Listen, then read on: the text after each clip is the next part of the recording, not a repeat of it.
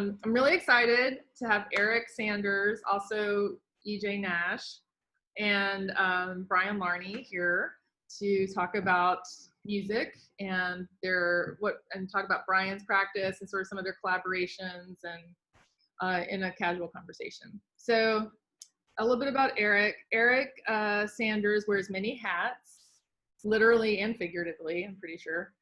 Performing singer-songwriter under various pseudonyms, touring guitarist for female-fronted bands, director of music videos, co-writing collaborator, eyewear therapist, lifelong unicyclist, ex-comedy photographer, feline servant, and to his cat Fluffy, and owner of a 79 Kiss pinball machine that still works. Both Eric and Brian had an opportunity to open for Cheap Trick, but only Brian did. Eric defaulted to REO Speedwagon. It's a good thing there are no young people on this thing. They might not, Yeah, right. Exactly. Eric directed and filmed Brian's more recent videos and shot Brian's current portrait for his website, which we've been using to promote this, which is brianlarney.com. Eric is also Brian's neighbor in Black Rock section of Bridgeport, where I also live, but has hardly seen him since March. Brian Larney is an eclectic, nonstop music-making machine. The Connecticut native splits his time performing as a solo acoustic act and as a frontman of his band, the Brian Larney Band. He's an alternative rock, folk rock singer-songwriter with an honest and thoughtful style that has been described as quirky, earnest, and vulnerable. Sorry about my dog, everyone, if you hear him. It's a rooted in pop music writers in the mid-1960s as a contemporary artist that he is often compared to. Example, Jason Isbell and The Decemberists. I love The Decemberists. His songs are organic spoonfuls of classic, hang on, I'm sorry. Go away. Oh my God. I just don't know who spoiled this dog. His songs are organic spoonfuls of classic pop and folk, naturally sweet, non-GMO, without the sugar crash. His style harkens back to the days of Simon and Garfunkel, the Beatles, and maybe a bit of the Partridge Family. I actually love the Partridge Family. So I can feel your heartbeat. It's a rockin' song. So yeah, so these are our amazing, talented people today. So I'm going to mute my thing now. If anybody, we're also, if we get more people, but we're going to take questions at the end. So if you think of a question, just type it in the chat and then we'll ask it toward the end. Unless this is really pressing and I'll decide to ask in this moment. Okay, go for it, guys.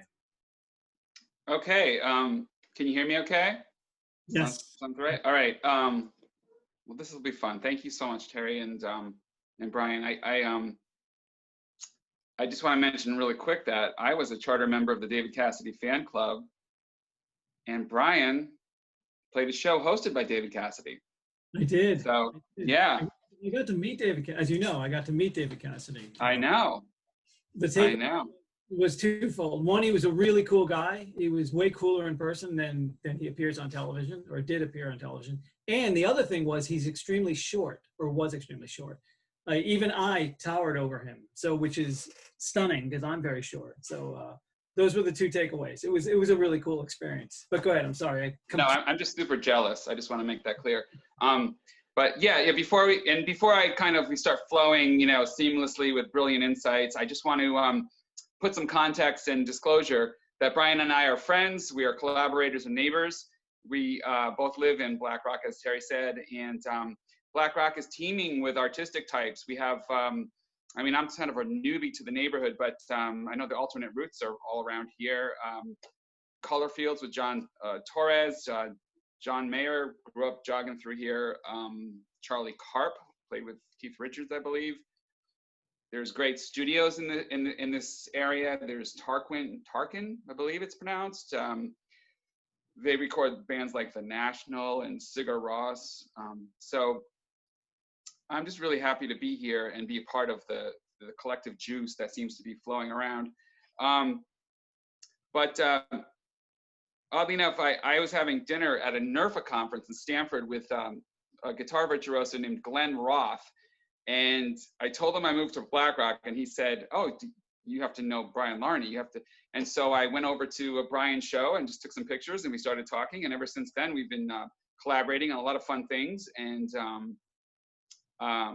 so I guess I wanted to do a few things. I wanted to do some fun facts, some true or false, and talk about process. So, well, the first thing I just want to mention, this is crazy. The first compact disc I ever owned in my life was Kinetic Sect. I bought this compact disc in 1989, and there's an incredibly confident man in this photo, and that man is Brian Larney. And it's just so full circle that this was my first CD. So Brian, I was just, this is kind of a cool early story. Do you want to talk a little bit about your beginnings and into Kinetic Sect and that band's story? You don't have to go too deep. If you wanted to gloss through it a little bit, it's kind of a great starting point. Sure. I mean, Kinetic Sect was a band. We were out of Bridgeport as well. And it was sort of a pop rock band, I guess you'd call it. We did all originals when a lot of people weren't doing all originals, so there was a lot of blowback. It was hard to get gigs.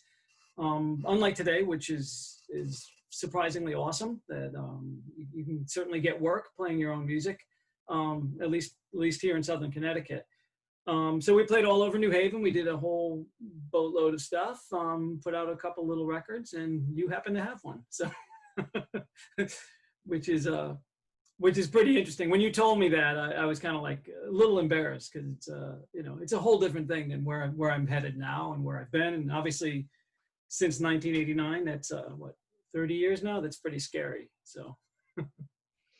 I'm with you. I think you and I were playing CBGBs around the same 90s era. And I think at that time you were in a band called, was it Low? Yes, I was called Low. And interestingly, it looks like our friend Tom Zingo is here. If you look, he played bass in a bunch of our shows with Low. So it's kind of a small world here. Yeah, we played CBs. We played a lot. That band was extremely active. We ended up changing names several times. Low was one of them. We ended up being called Gravity Head. And at one point we were playing New York City 3 nights a week, and while we were all trying to keep our jobs and keep our day gigs and all that other stuff. And every single night getting home at 4:30 in the morning was really challenging.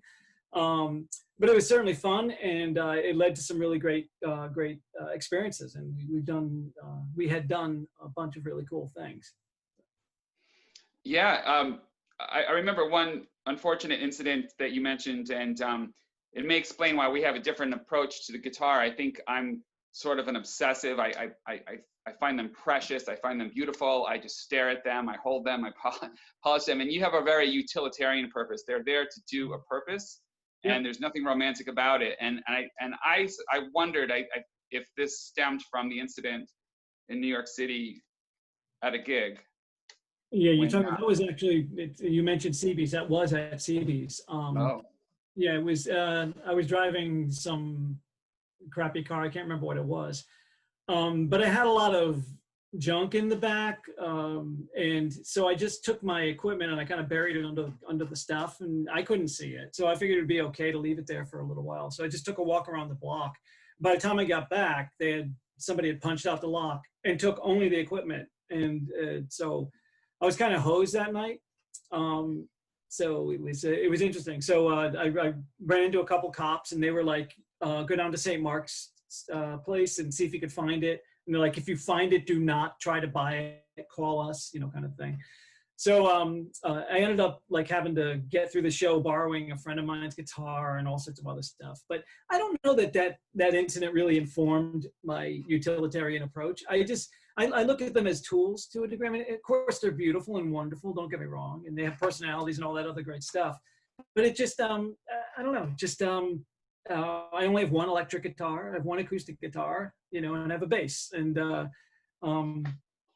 I know I could see it in the background. I could see I know you want it. I do want that guitar, I got to be honest with you. You can borrow it anytime you want. Yeah. That's for sure. I mean, I don't want to oversell the fact that I'm so utilitarian, as it were. You know, I just. Well, you know, you are a craftsman, and I think it's part of your approach is you're really you kind of integrate. You're a multi-instrumentalist, so you can play piano, guitar, bass, program drums. You're adept with technology. I know you say you're lazy, but I think you're like incredibly disciplined, because somehow albums just keep coming out. I think you mentioned in the last decade you've been on 21 albums. Oh, is that? And I think that's just extraordinary.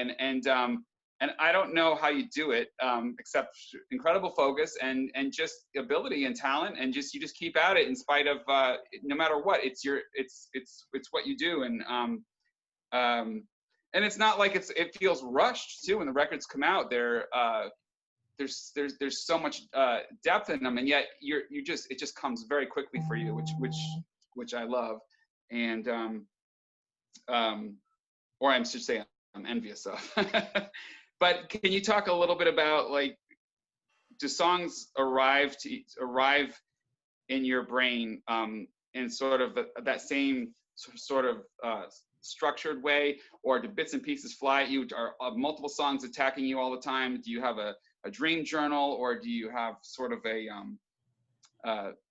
any kind of process that you want to divulge, or any comments on that? Yeah, it's a little of all of the above of what you said. But I do keep a little journal of titles, as it were, or of lyrical ideas. So if I think of something, I'll quickly like say it into my phone so that I have it, that I can, and then I just write it down later to keep. But when it comes to songs themselves, I try to keep a backlog going all the time. I never want to be caught without having a song to record or to play, kind of thing. So I sit on a big pile of them at all times, and when that pile starts to become less interesting, or the numbers start to dwindle, I start to just like write like crazy to sort of get that bank kind of filled up again, the bank account of songs. So I mean, it's you called it a process. That's exactly what it is. It's ongoing with me. It's a lot of times on a Saturday morning is like my most productive time. I'll wake up and I'll be really charged to write. And that's usually the most that I get done is in the morning, as far as writing goes. But as far as like making the records and recording and all of those stuff is, I have a friend, she used to call it, she says it's a disease, you know, it's sort of like it's compulsion. You know, it's got to be done. There's something inside me that says you have to make music, and you have to continually record it.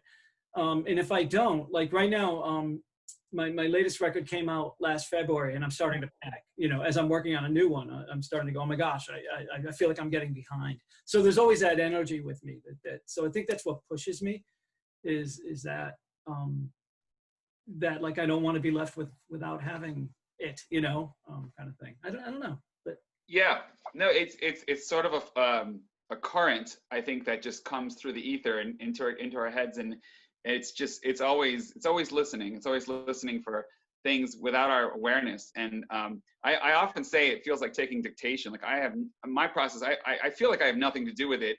I just have to be ready with my phone to record the ideas as they come out. And some of them just disappear into obscurity, and some of them you kind of like, you have a sense that this thing is gonna turn into something. And but I've never, there's a blueprint process I've read about in American Songwriter about you know, really staking your verses and your chorus out like you're building a house, and then say what those verses are going to say in very plain language, and then fill in the prose after the fact. And I think that's a great idea. Unfortunately, I've never been able, or I should say I've never tried hard enough to write like that. And but I like the idea. I like the idea of it, but I'm just not, that's foreign to me. Have you ever sort of come up with an idea first and then made a blueprint for what that song's going to be about all the way through, and then built it in that direction?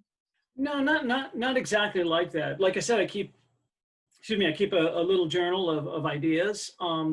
So quite often I'll get the melody and the sort of progression happening, and then I'll look through the journal for something that sort of matches. So I may be working backward from what you're describing. Maybe they're separate in my head.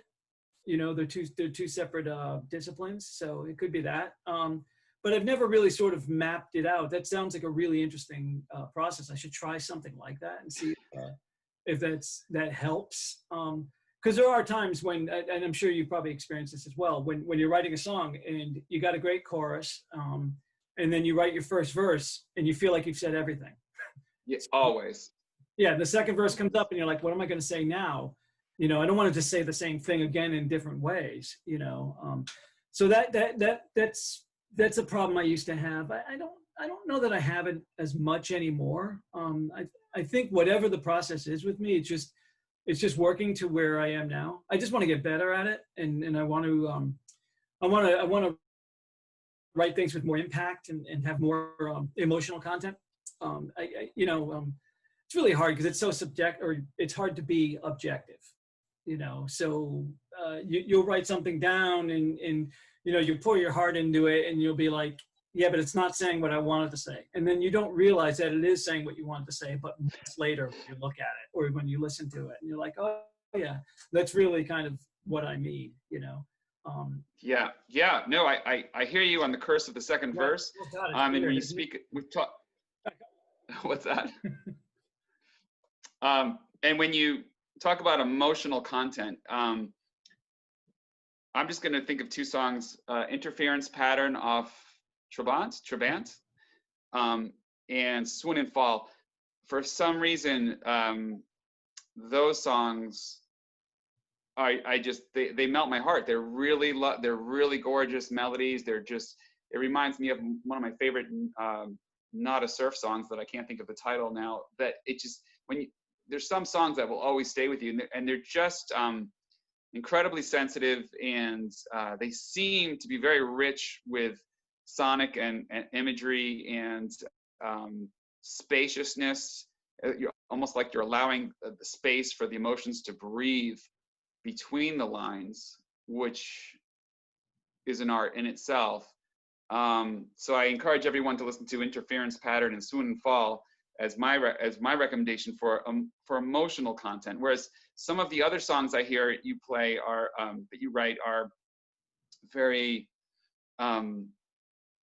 more an affirmation or a declaration, sort of but they all pack their own kind of punch. And when these ideas come to you, can you look at your songs, like for those two songs, for example, Interference Pattern and Swoon and Fall, and say that they connect to a personal experience that you've had or felt, or were you sort of imagining a character that you're writing for? Well, first of all, thank you very much for those compliments. That means an enormous amount to anybody who writes when something you've worked on resonates with them. So that's really great to hear. Thank you so much. A lot of times I write from it's about a character, but then I do a little more digging and I find out that the character might be me to a certain degree, you know, or somebody like me kind of thing. Mm-hmm. Those two songs, they're not personal experiences in such a way that they are things that I've actually done or the reflections of things that I've actually done, but they certainly are reflections of things that I've felt, if that makes sense. Sure. You know? Yeah, in one form or another, and you could just kind of, you know, send the feeling through a different narrative just to kind of have that cathartic experience. There's a quote I saw in my Zen guitar book by Henry Threadgill: music should go right through you and leave some of itself inside you and take some of you with it when it leaves. Wow. And I love that quote. I'm not sure exactly what it means, but I kind of feel that, you know, with a good song, I do feel that it does enter you, and it does leave a residue in you, and then when it's over, there's a cathartic relief. So there's something about this idea that, you know, because it is so profound, and the way it changes our nervous systems, and the way it's makes us connect with ourselves and with others. And I just wanted to share that quote as sort of a meditation as to is you know, why we love it so much. And I think and Bruce Springsteen also said something similar, where you've got to think of it like it's the most important thing in the world. And then on the other side, it's just rock and roll, you know. Don't even worry about it. That's kind of a really, really cool way to think about it. That's exactly how I feel about it. And when I have that realization that, as you say, quote unquote, it's only rock and roll, I usually, like, my mood dips at that point. You know, it's sort of like deflation. But then I get that other side of it, where it's like the most important thing in the world. There are moments, many moments in my life where I feel like this is the most important thing in the world, at least to me. And the creation of it and is just so important. I guess that's why that resonates with me. And the thing that other quote you said was really interesting too, about it going through you and leaving something in you. I never really thought of it in those terms, but it does. That's exactly how it is with me. If I hear something that resonates with me, it's really hard to get rid of, you know. And I know that's not unique, but it is real. It's something I definitely experience. Yeah. I want to do a few true or falses. One of your songs was placed in a Sylvester Stallone movie. True or false? True. Should I expand on them or just say true and false? Can you just tell me the name of that song again? Because I might want to check it out. I haven't heard. Yeah, it was a song called "My Beautiful Life," and it was by a band called Gravity Head, which you had mentioned Low before. Yeah. Morphed into Gravity Head, and we ended up. I think I've shared the story with you, but I'll share it again. We ended up, like I said before, we were playing New York all the time. We ended up getting a real deal with a real label, which was Atlantic. And we ended up losing the deal, but they still gave us advance money, and we flew the producer out who was going to do the record, and we recorded 5 songs. One of them was My Beautiful Life, and My Beautiful Life got picked up by the Sylvester Stallone movie by the producer Rennie Harlan of the movie. And he loved the song, and he hit us up like 2 months before the movie released, and he's like, "We want to use your song." And we're like, "No, you can't use it." I'm kidding. We totally let him, obviously. Funny story about that, when the movie came out, I of course was thrilled. It was probably my least favorite movie of all time. I got to be frank with you. It was called Driven. It was the race car one. And I went to the theater to go see it. I went by myself, and there was maybe 3 people in theater. So it was clearly not a popular movie. And I sat through the whole movie, bored out of my gourd because I didn't like it, waiting for our song. And our song came up over the credits.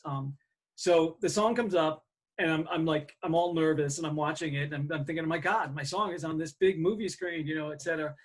And I'm standing in the aisle, and as soon as it starts playing, the guy cleaning up comes over, and he's like, "Excuse me, can you get out of my way?" And he totally took me out of my face. So it was pretty funny. It was pathetic in a funny way, you know. But it was really a great experience to have that placement. I've had a few other like smaller placements subsequent to that, but it taught me the rules of how that works, and plus I'm proud of it. I have to say it was really cool experience. That's fantastic. Speaking of things that go in an unexpected direction, we were just chatting last night about this. It would be fun to hear that your old habit on stage was to move your keyboard to and fro, yeah. And in a very dangerous way. I thought it'd be funny to hear. Yeah, Tom might remember this. I don't know if he was around for this particular instance, but we were playing a club in, where was it now? In in New York somewhere, and it had a high stage. And what I used to do is I used to push the keyboard, and it would rock back and forth, and it would look like it was going to fall over into the audience, and it never did, you know. But the guys in the band were always like, dude, that's going to go over one day. And so we're playing this show, and there were people up against the stage, and it was, you know, and I pushed it, and it rocked back and forth, and the guy who was singing looked like totally turned white, and he's like, dude, your keyboard. And it's slow motion, went off the stage, and the people backed up, got out of the way, and it smashed on the floor, and the keys went shooting across the floor. It was so sad. And the next night, we scurried around and picked later after the show ended. We scurried around and picked up all the keys. The next night, the drummer and I got together, and we crazy glued it all back together, and it got another couple of years out of that keyboard. But it was oh man, it was funny. That's we had parallel lives in some ways. When 2007, my band, I was playing with Kitty Kitty Bang Bang, opened for REO Speedwagon in Ohio, and we were saying goodnight, and the bass player was windmilling his bass guitar around. I held up my Les Paul. I heard a noise, and I saw his tuning pegs, scattering across the stage. Oh my God. So what did he do? Did he well, I hid behind my Marshall stack. I figured I was done for it. And we had a show the next night in Cleveland, and somehow we got to a luthier and just duct taped the thing together somehow or another and kept it going. But it was, gotcha. it was, I think he had one string. It was like a Peanuts cartoon. But I love these old stories because the things that go wrong are sometimes the most interesting parts to me anyway. Okay, true or false? You, in your band, in the Brian Larney band, you had a drummer that was a former drummer of the English legend band, The Cult. This is true. Yeah, it was Les Warner was the guy's name. And it was funny because it was in that same time period. We were really frenetic and really working hard. And we had a manager, and she's like, our drummer was about to quit or something. She's like, don't worry about it, I got a guy. And we were playing a show in New Jersey, I remember. And I look out in the audience, and I see Les Warner out there, and I recognized him because he had a particular look, you know. And I was like, oh my God, that's that guy from The Cult. And so he was there to see us. And after the show, he's like, I really want, well, if I can imitate his accent, he's like, I really want to join your guys' band, you know. And he was all into what we were doing. And so of course we took him. Long story short, about 2 or 3 months into it, we ended up firing him. So it was pretty rough. He was a really great guy, but he partied a lot, and he played hard and fast. And, you know, it just wasn't matching with what we were trying to do. We were trying to throw a little bit more groove into what we were doing, and a little bit more slower, you know, and it just didn't happen, you know. So we fired the guy from The Cult. That's crazy. I'm a huge fan of The Cult, and it's just one of those surreal kind of sidelines that I find fascinating. Eric and Brian, Tom says that he thinks in the Stallone movie that your song was also in a party scene midway. Oh, really? Oh, I didn't know that. Do I have to sit through the movie again to see this? Wow. Probably. I'll have to check that out again. Thank you. It's interesting. Younger guy is trying to pass the torch to Stallone or something like that. It's a big. Okay, I'll definitely check it out. I wasn't aware of that. The other thing that's weird about this, they put it out. Did they put us on the soundtrack CD? I think they did, but it was uncredited. There was something weird about it where nobody knew where the song was coming from. So years later, a friend of mine decided to Google it, and we found all these people asking, what is that song from that Sylvester Stallone movie, you know? So I chimed in. I'm like, oh, it's the song I helped write, blah, blah, blah, you know? And so it was kind of fun to find out that people liked it, but we weren't credited properly. Something weird happened with it. But anyway. Cool. It's a great story. Okay, true or false? Did you and I end up in a Buddhist temple on a mountaintop after shooting the video Sacred Tea? Yes, we did. Yes, we did. And it was as much fun as shooting the video, I have to say. And don't get me wrong, the video was great fun, and I'm really proud of that video. We had a riot that day, and it looks great. but afterward, you're like, I think there's a temple nearby that we can go visit or something, and we went, and it was really cool. I was surprised that that it resonated with me. I got to be honest with you, because I'm very I don't know if pragmatic's the right word, but I'm very level all the time, and I don't get too cosmic with stuff. I kind of try to keep it real, man, you know, or whatever. But we went, and I was all moved. I was like, when we were leaving, I was like, that was amazing, you know. And I felt touched by the monks, you know, not literally, but you know.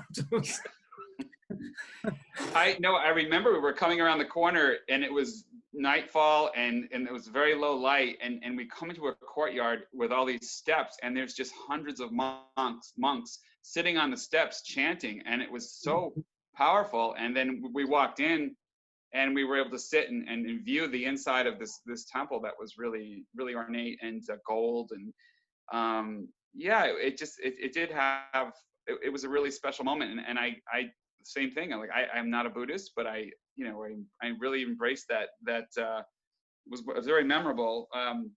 Cap, that video was a blast. It was, and that temple was magic. I remember being floored too with the openness that the monks, is that the right term for them? I was surprised, or not surprised, I was taken with their openness, because I was thinking they were going to kick us out essentially, but they're like, no, welcome, come on in, you know, kind of thing, and view I guess it was a ceremony going on, and then it ended as we got there, whatever. It was very, very cool. Yeah, it would have been a great place to do another video, but they probably wouldn't appreciate it. I don't think they'd like that as much. Yeah. Because maybe, who knows? Well, it's just kind of fitting, because the title of the song was Sacred Tea, and it felt such a sacred event afterward. And it did, yeah. That whole day and that evening turned into a really cool, experience for sure. Can you talk a little bit about what you're working on now?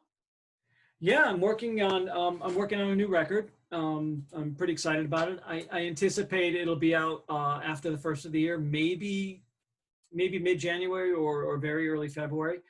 I'm just chugging away at the songs. I've got, you know, I'm demoing stuff. I'm working with my drummer. He's laying down tracks. He's already got 4 or 5 of them done. So we're rolling along. And that's my main focus as far as what I'm doing. I haven't been playing, obviously, any shows. Did a few live streams, you know, which of course are fun and they're great.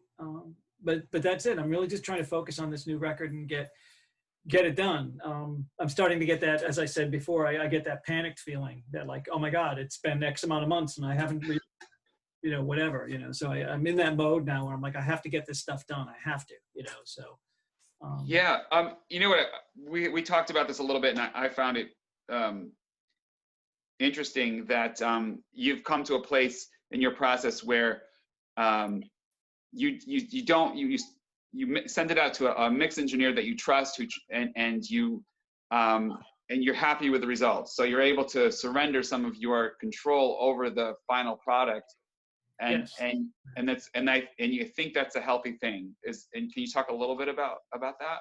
Yeah, that was something, you know, and I'm sure I'm not unique in this, but that was something that was really hard for me for a long time, was surrendering control. And again, that's something Tom might remember as well from back in the day. But the first experience I had was that I started to do this was in like 2013. I recorded a record with a guy named David Mayfield out in Ohio, and he was well known in bluegrass circles or progressive bluegrass, you know, kind of Punch Brothers kind of thing. So he's well known in those circles, and he did an album that sort of blended pop stuff, which of course I love, with that kind of bluegrass stuff. And I thought, wow, this is magic. So I contacted him, and we made a record. And I just remember saying to myself, okay, you're going to present the songs as you think they should be, but he's going to change them. And he's going to bring in musicians, and that's exactly what happened. And it was a real eye-opening experience for me for a number of reasons. Number one was that I was able to do that without getting my normal control kind of issues. And the other was, it just felt very alive, allowing other people's voices. I don't mean literally singing, but their other approaches and their instrumentation, the way they play, the way they interpret, to get into the music. It was really an awesome experience. So subsequent to that, I've sort of gone back a little bit where I play more of the instruments myself, and that's more of a practical reason, that it's less costly and it requires less time and effort if I just go ahead and sit down and do it. But the mixes, as you're talking about now, that's totally, I'm just like, you know what? Somebody with fresh ears has to get a hold of it, and they have to do it. I can't control every single step of it, because it gets really stale really fast if I do. So that's where I am today. So that's it. Like with the drummer, it's the same thing. Now that I have a live drummer who can actually track without us having to rent a big studio and have to spend a lot of money, and it's great. I mean, and he does it online. So, you know, he's awesome. His name's Nick DeRico. He will ping me. He's like, you got another one? You got another one? He's always like, give me more songs, give me more songs. That kind of wow. So that pushes me along too, to what we were talking about earlier. So, you know, when you get somebody who's somewhat enthusiastic about what you're working on, it pushes you. You're like, well, somebody's now interested in what I'm doing, so I can't let them down. I have to give them new material to work on. But it's great because he'll literally, you know, he'll take a track, and within a couple hours, he'll send me 3 takes. He's like, pick which one you like, you know, and that's it. I've never had a more simple process when it comes to the foundation, meaning drums, you know, specifically. That's always been a challenge, and anybody who records understands that. Yeah. Well, whatever you're doing, it's working. You were nominated for a New England Music Award last year, I believe, and which is a really cool thing. And it just, somebody's paying attention to. Yeah, I was thrilled. I was so thrilled by that, and unexpected. It's funny because when I every year, you know, I look like most people do, and I look at the New England Music Award nominations. And last year I looked and I was like, yeah, it's going to be, you know, I'm not going to be part of it, whatever. And I'm, you know, being all grumpy, and I flipped through and there I am. And I'm like, oh my God, you know, so it was quite exciting to see. And the funny thing is we were all invited as nominees to the ceremony because they, you know, they do it like, I don't know, like the real Grammys, you know, and they go up to have a big club and there's a few hundred people there and they read off the winners. So we were all invited to go. This was up in Boston, and I didn't go that night. And I was very kind of like thinking, should I go? Should I not go? There was some reason why I couldn't go or something. So I didn't go. And I was online. I was talking to a friend of mine named Daphne Martin. I don't know if you know her. She's a brilliant singer-songwriter out of New Haven. She was up for the same award I was. So she actually pinged me, and she's like, hey, are you here? And I'm like, no, I'm not, you know. So I was like, well, listen, so if by some slim chance I end up winning, can you accept my award? You know, so we were joking about that kind of stuff, you know, and neither of us won, but it was just an honor to even be considered. It was unexpected, and it was very nice. That's fantastic. And yeah, I think that's about most of the stuff that I wanted to really touch on. I would want to ask if anybody's listening has any questions that they want to throw into the mix here, and we can answer some of that. I think we have a small enough group that people can just unmute their microphones and ask. If there were more people, we could do it in the chat. But yeah. Oh, sure. I have a quick question. First of all, do you play all the other instruments besides the drums? And second, part 2 of the question is, I know this is kind of, there may not be an answer, but when do you kind of feel like a song's finished?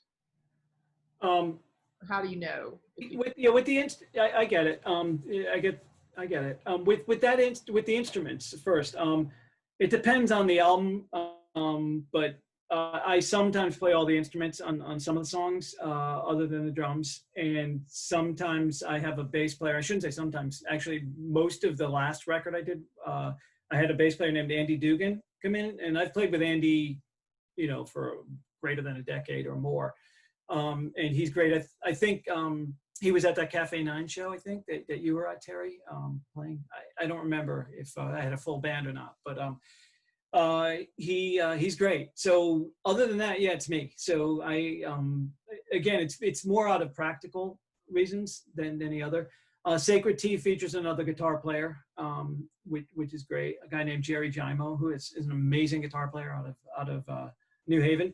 I want to do more, but it's especially during these times, it's really hard because we can't get together as much. And but I also, even when we can, it's nice to have somebody who can track sort of on their own, and then we could do it via email. I mean, we live in this world now where we're able to do that, and that enables that kind of stuff without having to travel or spend a lot of money to do it. So that's it. So I play most of the instruments most of the time, but not all the time. And with the how do I know when a song is done? Do you mean recording or writing? Or do you I mean writing. I meant writing. That's a good question. Writing. I don't know. I guess it feels like lyrically, it feels like when I've made my statement enough, or when I've painted enough of the picture that I want to paint. I've learned, for me, to take smaller chunks when it comes to lyrics. I used to try to pack a lot of stuff in and try to, express a lot of feelings into a single song. And then I started to realize it's jumbled and the listener doesn't have that bandwidth. I certainly don't with other songs. It's like a song can have a single-minded feeling, and that's enough. So when it comes to lyrics, I pare it down quite a bit. I think I know it's done when it feels done, I guess. That's so vague. I don't know quite how to say it. Musically, it's more obvious to me when it's done. It's done when it's when I've got all the parts that I think I need to make a full song. We're lucky in a way because we have a template that's been used since, I don't know, I want to say the 60s even, or even before that. The rock and roll template, 3 minutes or whatever. And yeah, you can expand on it, and sometimes I do. And sometimes I do a 1.5-minute song the other way around.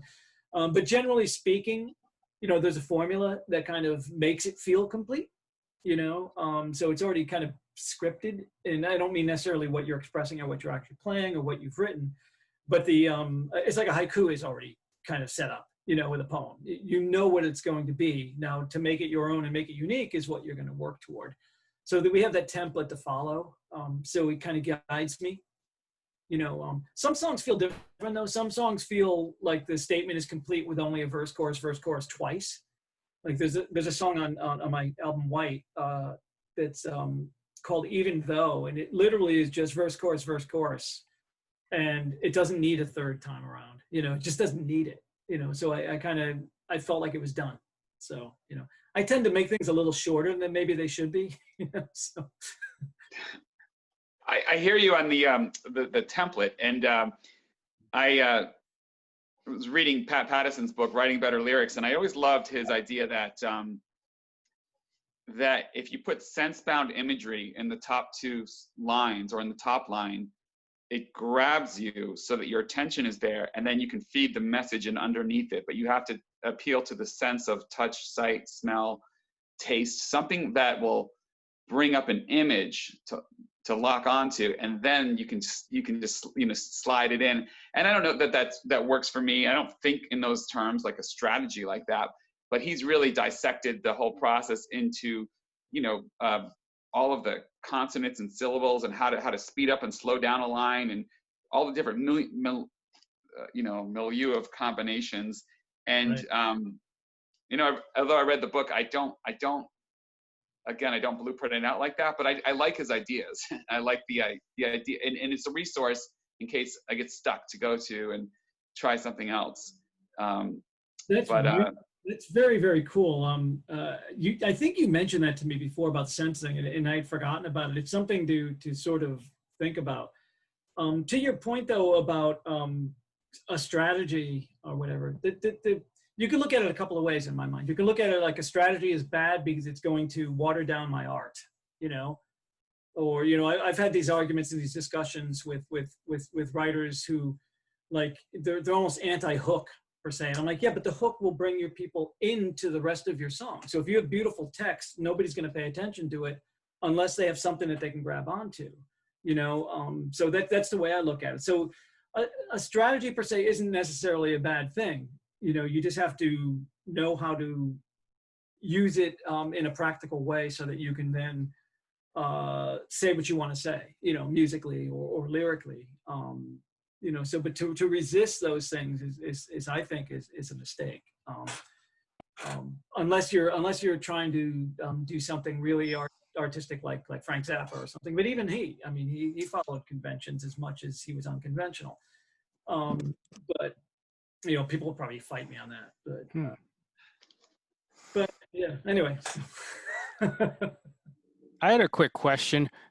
I thought of it a second ago. What do you think of bridges? When someone says a bridge in a song where you're going one direction, verse, chorus, solo, and you're all of a sudden, do you have to stop and throw in a bridge and do something different, or can you just keep it going without it? Is it necessary? Or okay, so you asked that's a dangerous question, because years ago I was involved with punk rock. And it really taught me. I was in a couple of punk rock bands. I ended up in hardcore bands, stuff that was way out of my comfort zone. But I did it on purpose because I thought it would be fun, and it really was fun. But one of the things that they taught me was your songs have to be concise, and they have to be direct, and they have to be to the point. So they hated bridges. They hated them. Songs with bridges were like, in their mind, like the band Chicago, or like the Eagles, or you know, bands that they viewed as corporate rock or bloated or you know, huge production acts and all that kind of stuff. They viewed that as just total taboo. You know, so first of all I felt like an imposter, because that's sort of, you know what I like to write, Tom. You've heard my stuff.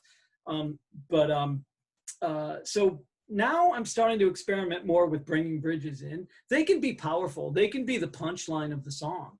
They can be, you know, you've got your verse and your chorus, and that's setting up stuff, and your chorus is the point.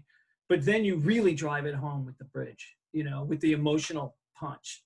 So I like them more now than I did during that period when I was playing with the punk rock bands.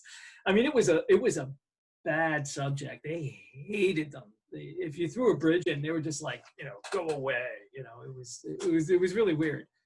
It kind of makes sense though for punk, because punk is an assault. There's no release. There's no relief. But in other forms, like other singer-songwriter forms, the bridge allows the ear to take a breather. Yeah. And then when the chorus pops back in, it's fresh again. Exactly. And it feels like you welcome it.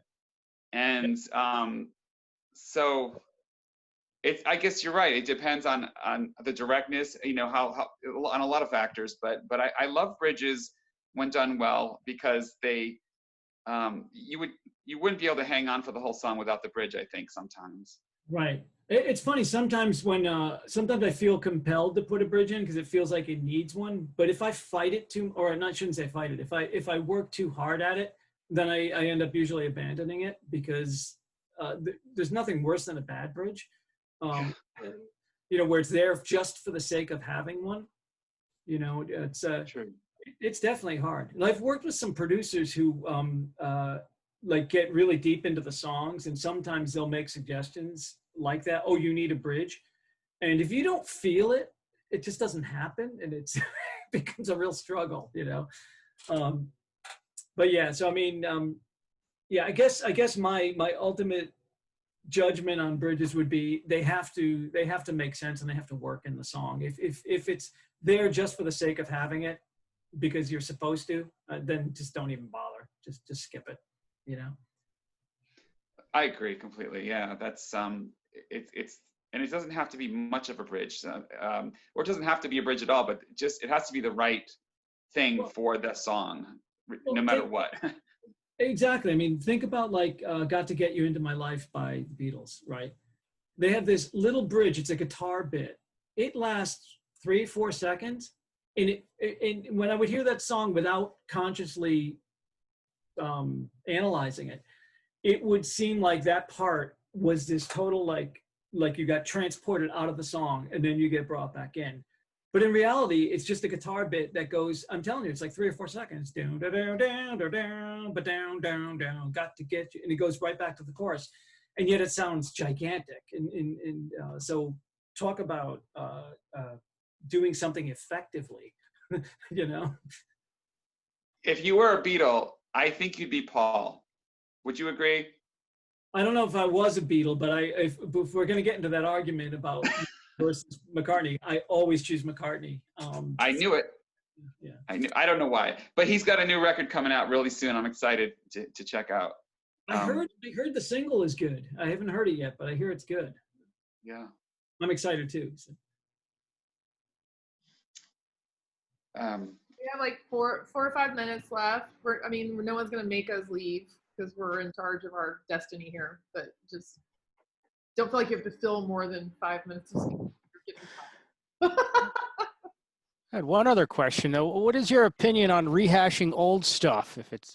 Is it a dead end road, or will it lead you to new ideas? You mean old stuff of my own, or old stuff like old other people's songs? Or? Your stuff, or if like for anyone else. Like I'm thinking of getting back into playing. I'm starting to look back at my old stuff. Is that a dead end road, or is that a kind of a good way to go? Yeah, no, not at all. I mean, I dredge up old songs all the time. I mean, because I've even come up with a little catchphrase in my head, and I even say it to people: songs deserve a second chance.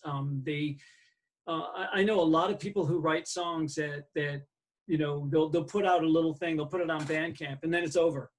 You know, and I'm like, yeah, but 13 people may have heard it. You know, it needs another chance sometimes. So yeah, go back and if you find gold in there, then why not? You know, and take it apart and put it back together, or keep the original arrangement, whatever works. Sometimes something you've written a long time ago has a new meaning the second time you look at it. You know, lots of songs end up in a pile because you're doing a lot of stuff. Let's say for a period of time, you know, you're working on 10 or 11 songs at one time, and one of them ends up in the heap. Then you forget about it, and a few years later you dig it back up and you're like, wow, that's really, that sounds like something I want to explore.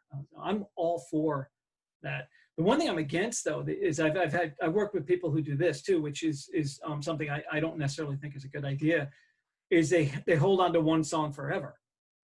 You know, they just work on this one song for 13, 14, 15 years or something. I'm like, okay, some songs don't deserve a second chance. But or the other odd thing is you work on one song, but it ends up being 5 different iterations of the same song. Another bad habit I feel like that I've. Well, I mean, if you at one point you have to choose, you know, you have to say, well, this is the statement I want to make with it. There's no rules too. You can do 3 different versions of the same song. Who cares?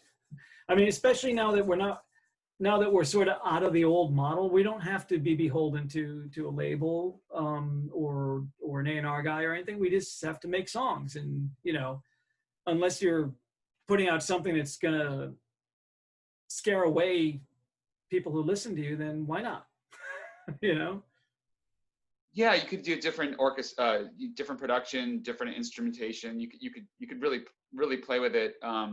Sometimes a song gets a hold of you and doesn't let you go, and I think that's been a real challenge for me. Is when I first started making songs, I just could never let go. I could never had separation anxiety from the song, and so I just keep working it and working it and working it. Right. And really, the opportunity cost is you're not making much progress because you're just stuck on this one thing. And so sometimes that's hard if you become overly attached. And then the other thing is sometimes you become so you hear the song so much that you can't hear it anymore. It becomes like a perfume that you smell. After a while, you just don't have an objective. You need to get some distance from it, which I think is an interesting phenomena with writing songs, is that you can love something until you hate it, and then you have to step away, and then a few months later you listen to it again, like, oh wow, what was I thinking? It's really quite nice, you know. That is so true, and it's so hard, especially when you're working on a record, because it's over and over and over again, passage after passage, you know. Yeah. Song, you continually beat it to the point where you just never ever want to hear it again. And then you put the thing out and you're like, I don't want to play this record. I don't want to do it. I don't want to do anything with it. But then magic happens. You know, in a certain period of time, you start to be able to hear it as a listener who you know, you're no longer integral to the listening experience. You're not part of it. You're not aware of every little thing. I mean, there's like little notes, like, oh, that little electric piano thing always bothered me, you know, that kind of thing. You know, so you get to a point where that goes away and you can start listening to it as if you're just somebody listening to a song, you know. I think of the Police playing Roxanne a million times, and I think they were just so adept that they would just change it in small ways that would make it feel fresh to them, so that they could stomach the song on stage, even though it's a wonderful song, you know. Yeah, they're brilliant though, so they have that capacity to do that. So which is good, you know, keeping it fresh. I don't know. I mean, it would be an interesting problem to have a big hit, you know. And, I haven't had that, and so it would be kind of. I wonder what would happen if that. You know, I don't think people have that same experience anymore. I don't think it really works that way as much anymore. But if it did, you know, how would you feel about having to play the same song every single night? And if you didn't play, you'd be disappointing a lot of people. So. I guess you go one of two ways. You say, oh, that thing's that's paying my mortgage, or you say, I'm going to completely change my life, do something completely different. You have to get away from it. I've heard both responses, and I think I would be deeply appreciative of a hit, and try to find ways to change it up and that felt fresh. Well, Dylan is the king of that. I mean, he plays songs and it's almost like a game show. You're like, which song is this? Spin the wheel, right? So, oh, that's funny. Well, I think I feel good about what we've covered, and I really I appreciate this is really fun. Thanks, Terry, and for having Brian and I on this, and you know, we hope that it appears on the YouTube channel, and then for the Bridgeport Arts Trail. Thank you to the Bridgeport Arts Trail, and I really and thank you, Brian, for putting up with me, and look forward to more stuff like this. Yeah, thank you everyone for coming. Suzanne made a note who is City Lights Gallery, who oversees the Bridgeport Art Trail, that she's excited we're recording this for songwriters. Young songwriters can like watch this and learn things, and I really appreciate everyone's time, especially Eric and Brian. Thank you. Thank you all so much. Appreciate it. This was really, really fun. So looking forward to doing it again. All right. Okay. Bye, everyone. Oh, the bells. Did you take that from the temple? I stole it from the Buddhist temple. Whatever. No bad karma there. All right, thank you guys so much. All right. All right. Bye. I'm gonna end the meeting. Bye. Namaste, y'all. Namaste.